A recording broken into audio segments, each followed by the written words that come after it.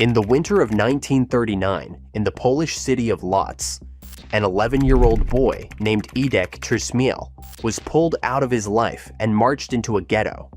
He was put to work in a garment factory. Within 5 years, he would stand before Josef Mengele at Auschwitz, be examined, be declared strong enough to live, and be sent to a labor camp near Hanover where his father would die. He was 16 years old when the American 84th Infantry Division liberated that camp in April of 1945. The boy weighed less than 100 pounds and owned nothing but the rags on his body. He could not read English, he had no trade, he had no country. But within a decade, he would be repairing typewriters in a shop in the Bronx, and within 3 decades, he would stand on a stage in Las Vegas and announce that his company had just crossed $1 billion in annual sales, the first personal computer company in history to do it. His name, by then, was Jack Tramiel. The company was Commodore. And the machine at the center of it all, a beige plastic box with a typewriter keyboard and 64 kilobytes of memory, would become the best-selling single computer model the world has ever known. But here is the part nobody puts on the banner. Within months of that billion-dollar announcement, Tramiel would be forced out of his own company. And within a decade after that, Commodore would be dead. This is the story of how a typewriter repairman built the machine that put a computer in the living room, and how the men he left behind threw it all away. You're watching American Electronics and Tech Channel, where we take apart the companies that built the electronic world, down to the circuit board and the engineer who designed it. If that is your kind of story, subscribe and hit like, because this one starts in a concentration camp and ends with a billion-dollar company sold for scrap. Tramiel arrived in New York on November the 10th, 1947, 19 years old, with no formal education beyond what forced labor and survival had taught him. He married Helen Goldgrub, a fellow survivor he had met in Germany, and settled in the city with nothing. He joined the United States Army, and at Fort Dix, he found the first skill that would stick: repairing typewriters. He learned to unjam the keys on military Hermes machines, to clean the mechanisms, to make something broken work again. When he left the Army, he opened a repair shop in the Bronx and drove a cab at night. He was not an engineer. He was not a programmer. He was a man who understood broken things and the value of $1, and those two instincts would carry him further than any degree. He had a phrase he repeated for the rest of his life: business is war. For a man who had survived the actual thing, it was not a metaphor. In the early 1950s, Tramiel met Manfred Kapp at the Ace Typewriter Repair Company in New York, and the two partnered to sell reconditioned machines. Tramiel struck a deal to import typewriter parts from a Czechoslovak manufacturer, but because Czechoslovakia sat behind the Iron Curtain, the parts could not enter the United States directly. So Tramiel moved to Toronto. On October the 10th, 1958, he and Kapp incorporated Commodore Portable Typewriter Limited. The name was Tramiel's own. He wanted a military rank because he admired the discipline, but general and admiral were already taken. Commodore would have to do. The money was thin from the start. Tramiel sold a stake to Atlantic Acceptance Corporation and its president, C. Powell Morgan, who became chairman, and the cash bought Commodore time to expand into adding machines and office furniture. In 1962, the company went public on the Montreal Stock Exchange, but Morgan's empire was built on sand. A royal commission would later condemn his financial practices, and Atlantic Acceptance collapsed. Tramiel survived the scandal, barely, and then a Canadian financier named Irving Gould stepped in with $400,000 for 17% of the company. It was the first of several times Gould's money would save Commodore. It would also, eventually, be the thing that destroyed it. Typewriters were dying. The Japanese manufacturers had flooded the North American market with cheaper machines, and Commodore's import business was hemorrhaging money. Tramiel pivoted to mechanical adding machines. The Japanese killed that market too. Gould, recognizing the pattern, told Tramiel to fly to Japan and learn how they kept winning. On that trip, Tramiel saw a digital calculator sitting on a desk for the first time. He He understood immediately that the mechanical adding machine was finished. Commodore began producing electronic calculators, combining LED displays from Bomar with integrated circuits from Texas Instruments.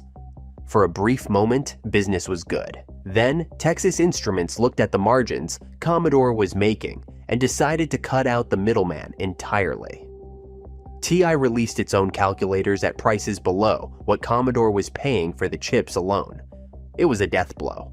Gould rescued the company again, injecting $3 million, and Tramiel used the money to do something that would define Commodore's future. He bought MOS Technology, a struggling semiconductor design firm in Pennsylvania, for the price of its debts. The deal came with a condition.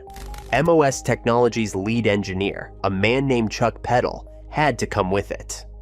Peddle had designed the 6502 microprocessor, one of the most important chips in computing history.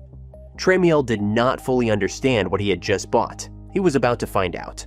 Peddle walked into Tramiel's office and told him, bluntly, that calculators were a dead end.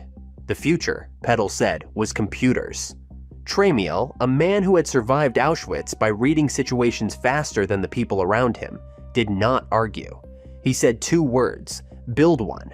Peddle built the Commodore Pete, the personal electronic transactor, a metal box with a built-in monitor, a keyboard, and a cassette recorder for storage. It was ugly. It was underpowered. And when Commodore ran newspaper ads offering the PT for $599 with 6-week delivery, $3 million in orders came back. The world wanted a computer it could afford. Nobody in the industry believed that market existed. Tramiel did, and he had a phrase for it that would become his epitaph.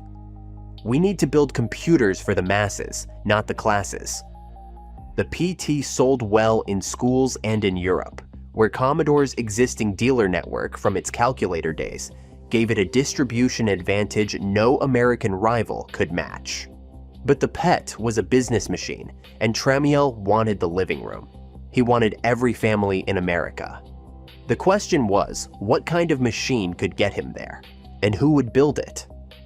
The answer came from the home computer boom of the early 1980s, a period when a half-dozen companies were racing to put machines in ordinary households.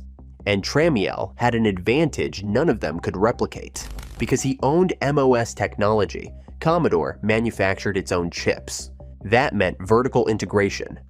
The company controlled its silicon from design to fabrication, and its production costs were a fraction of what Apple or Atari or Texas Instruments were paying outside suppliers. Tramiel used that advantage like a weapon. The VIC-20, launched in 1981 for under $300, was the first computer in history to sell 1 million units. Tramiel did not sell it through specialty electronics stores. He put it in Sears. He put it in Kmart. He put it in Toys R Us, right next to the board games and bicycles. The message was clear. A computer was not a luxury. It was a household appliance. And when Texas Instruments tried to fight back with the TI 99/4A, Tramiel undercut them so aggressively that TI eventually pulled out of the home computer market entirely after losing hundreds of millions of dollars. An industry executive said at the time that TI had been suckered by Jack. But the VIC-20 was only the prelude. Inside MOS Technology's facility in Pennsylvania, a team of young engineers was about to build the machine that would change everything. In the spring of 1981, a 24-year-old engineer named Bob Yanis sat down to design a sound chip. Yanis had been obsessed with electronic music since adolescence, devouring Kraftwerk records and building analog synthesizers from kits in his garage. Al Charpentier, the senior chip designer at MOS Technology, who had recruited Yanis partly for his knowledge of music synthesis, was simultaneously designing a new graphics chip, the VIC-2. Charpentier and his colleague Charles Winterblay had spent weeks studying every competing machine on the market: the Atari 800, the TI 99/4A, the Mattel Intellivision, cataloging their capabilities and identifying what they could surpass. They borrowed freely: sprites from Texas Instruments, collision detection from Intellivision, bitmap graphics from their own earlier work. Yanis, working under brutal time pressure, designed the SID, the sound interface device, in roughly 5 months. It was not merely a sound chip, it was a genuine synthesizer on silicon, 3 independent voices with envelope generators, filters, and ring modulation. Nothing in any home computer or game console came close. By November 1981, both chips were finished. Bob Russell and Bob Jans proposed to Tramiel that they build a low-cost successor to the VIC-20 around these 2 custom chips, packed with 64 kilobytes of RAM at a time when that much memory cost over $100 on the open market. Tramiel, who understood costs better than any executive in the industry, knew that RAM prices were falling fast. He set a deadline: have a working prototype ready for the Consumer Electronics Show in Las Vegas, the first weekend of January 1982. The team, including Yash Terakura, Shiraz Shivji, and David Ziembicki, had less than 2 months. They did it. They codenamed the machine the VIC-40. By the time it reached the show floor, it was the Commodore 64. The reaction at CES was immediate. David Ziembicki, the production engineer, remembered it years later. "All we saw at our booth were Atari people with their mouths dropping open, saying, 'How can you do that for $595? The answer was vertical integration. Because Commodore owned the fab, each C64 cost roughly $135 to produce. By early 1985, the retail price had fallen to $149, and the machine was still profitable. For a substantial period between 1983 and 1986, the Commodore 64 held between 30 and 40% of the American home computer market. Sam Tramiel, Jack's son, later said they were building 400,000 units a month for a couple of years. The C64 was sold in regular retail stores alongside toasters and lawnmowers. It played games that rivaled arcade machines.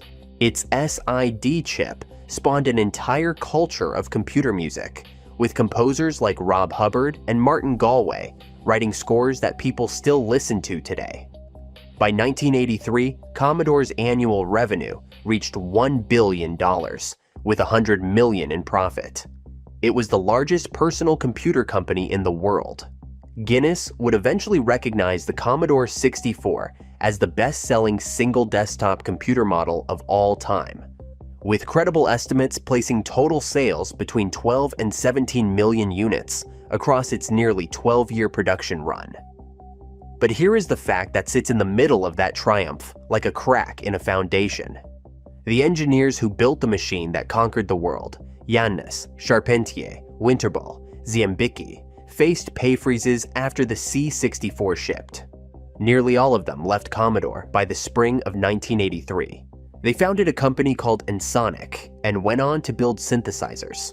And Tramiel, the man who had refused to fund a 16-bit successor chip because he did not believe in spending money on things he could not hold in his hands, had already set the fuse for what came next. On January the 13th, 1984, Jack Tramiel walked out of a Commodore board meeting and never came back. The precise reasons remain disputed. Leonard Tramiel, Jack's son, later said his father objected to Irving Gould using company funds for personal expenses. Gould, who had controlled Commodore since 1966, had grown accustomed to lavish salaries, redundant offices in 3 countries, and intercontinental travel at the company's expense, all structured to minimize his personal tax burden. Tramiel felt that if he could not run the company his way, he could not stay. You can read that decision 2 ways, and Honest History holds both readings at once. Tramiel's cost-cutting obsession and refusal to invest in research had already driven away the engineers who built the C64. His management style, approving every expense over $1,000 personally, made Commodore a revolving door for senior executives. But Tramiel was also the only person who understood how to fight a price war and win, and his departure left a vacuum that no one who followed could fill. He resurfaced months later, buying the consumer division of Atari from Warner Communications and turning it into a competitor. 4 top Commodore executives followed him out the door. Gould appointed Marshall F. Smith, a professional manager, and Smith led the acquisition of Amiga Corporation, a small Silicon Valley startup, for roughly $25 million. The Amiga 1000 launched in July of 1985 at $1,295, and it was, by any honest measure, years ahead of its time. Preemptive multitasking, a full-color graphical interface, sound and video capabilities that made the Macintosh and the IBM PC look primitive. It should have been the future. But Commodore did not know what the Amiga was for, who it was for, or how to tell anyone about it.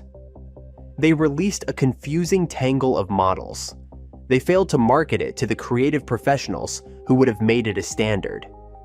Apple, meanwhile, told a story. IBM told a story. Commodore told nobody anything. The numbers tell the rest. In 1993, Commodore's sales fell 20%, and the company lost $366 million. Gould continued to pay himself while the company bled. He had sold off Commodore's semiconductor manufacturing facilities, the very chip fabs that had given the company its cost advantage, reportedly to fund executive compensation. Without the fabs, Commodore could no longer produce the custom chips that made the Amiga special, and without the Amiga, it had nothing to sell into a market increasingly dominated by IBM PC compatibles running Microsoft Windows. On April the 29th, 1994, Commodore International announced voluntary liquidation and filed for bankruptcy. A company that had once generated $1 billion a year in revenue and held a third of the global home computer market was sold in its entirety to the German firm Escom for roughly $14 million. Escom itself went bankrupt 2 years later. The patents ended up at Gateway 2000. The brand name passed through a series of holding companies and licensees who stuck the logo on imported electronics that had nothing to do with the machines that built the name. The sign came off the building. The offices emptied. Jack Tramiel, retired by then in Monte Sereno, California, said little publicly. He spent his final working years running Atari, sold it in 1996, and devoted himself to philanthropy, particularly the United States Holocaust Memorial Museum, which he had co-founded. On a wall of that museum, he placed an inscription, "To Vernon W.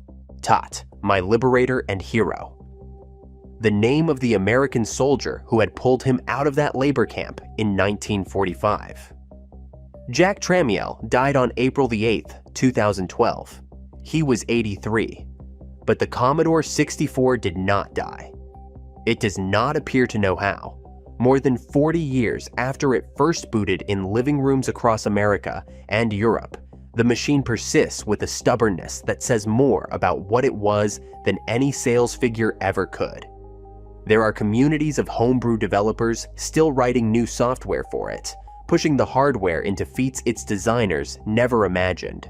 The demo scene, a subculture of digital artists, uses the C64 as a canvas, coaxing visual effects out of a 1 MHz processor that would seem impossible on paper. The SID chip, that 5-month creation of a 24-year-old engineer who loved Kraftwerk, has become a foundational instrument in chiptune and electronic music. The Lemon 64 database catalogs more than 15,000 titles. Working original units trade for anywhere from $50 to several $100, depending on condition and rarity.